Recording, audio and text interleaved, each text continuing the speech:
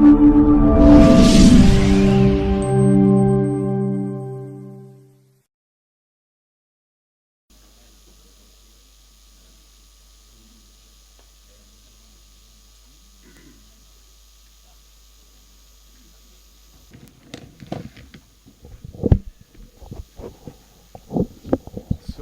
today I would like to introduce my colleague, the Director General NTSA is here with me. We'll make joint statement together. But on top of that, I will also make comments and issues touching security. But with him, we'll make joint statement on issues of traffic in our roads, how we are planned to manage them during this season of festivities. And for that reason, maybe he can just introduce himself by name. From there, then I will start and we'll follow. Hello, good morning to all. My name is George Njao, Director General, NTSA. Thank you. So I'm the IG, Mr. Hilary Mtiambaye. What I would like to say is that this season, everybody is aware that many Kenyans will be visiting holiday destinations and rural homes during this festive season. Equally, we are aware that we have quite a number of foreign visitors who are also doing their holidays in our country, particularly along our coast line towns.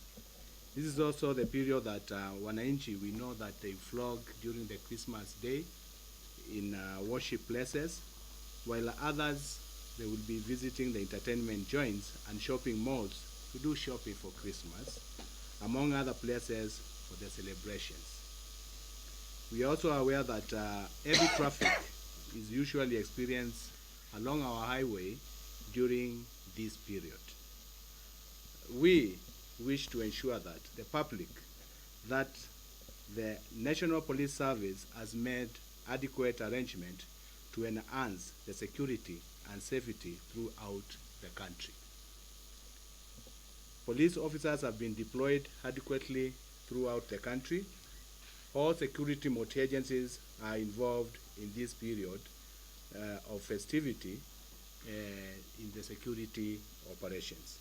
The National Police Service therefore calls upon members of the public to cooperate with the security officers and share information with the security agencies to ensure a secure and peaceful environment throughout the festive season. In a bid to fulfill our mandate at National Police Service of providing security and public safety, we wish to draw the attention of the public to the following matters of security and safety concern. We have made remarkable success in the fight against violent extremists, radicalization, and terrorism. However, the threat still remains. We must therefore be conscious of our respective surroundings and report any suspicious or unusual activities to police or another police security agency for action. Management of worship places should continue liaising with officers commanding police stations within their jurisdictions for security services, while public service transport should enhance screening of all passengers and luggage as they have done before. Overloading and speeding for both PSV and private vehicles shall not be tolerated. According to the Meteorological Department weather forecast, the current heavy rains is expected to continue in most of the remaining days of the year. This will continue posing a number of challenges as floods ravage parts of the country, especially low-lying areas, as rivers and streams burst their banks. Members of the public and motorists are advised against crossing swollen rivers and instead patiently wait for the floods to recede before crossing. Equally, families living on steep slopes that are susceptible to landslides and mud flows are advised to move to safer places. Motorists and other travelers should also exercise caution on all our roads. The police and the National Transport and Safety Authority, that is NTSA, have been instructed to deal firmly with those found flouting traffic regulations. Motorists should remain sober, avoid drunk driving, and overspeeding to guard against causing accidents. Residents of areas prone to cattle rustling should be on a high alert. Work closely with the police reservists and promptly report any incidents to anti-stock theft unit and other specialized units, including rapid deployment unit, border patrol unit, or to the nearest police station or any security agency within their reach. Further, to avoid housebreaking, those intending to travel upcountry or holiday destination should not leave their houses unattended, but instead make security arrangements around or within their premises. In case of need, police have identified and given out the toll numbers. Please call our 24-hour services toll-free numbers. That is 999 911 or 211 for any assistance. Finally, on behalf of National Police Service, I do wish all Kenyans and our visitors a Merry Christmas and a Happy New Year of 2020. But before I end, I'd also like to warn passengers during this season and even after.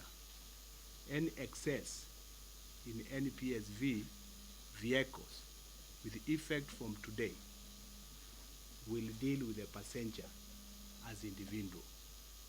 If you are found in our roadblocks as an excess passenger in a matatu or any PSV vehicle, will remove you out of that vehicle. Does not matter at what point, and the vehicle will continue with those who are seated. Responsibility goes to the passenger. I'm giving this instruction from now. All the police officers manning the traffic to take action immediately. So I'm warning to all the passengers to be careful. Never blame the conductor or the matatu operators that they pushed you into the matatu. It is you to know if you have a place to go in, to sit in that matatu. So for us to cooperate, let us observe these regulations, and I'm sure my colleague NTSA will give you more details. Any of a speeding vehicle, regardless PSV or private vehicle, will also take action. If it is a company, a PSV vehicle or the whole company will suspend the licenses. We have started, and we want cooperation from our road users. Thank you. At this point, I will invite DG to make also his statement. Karibu.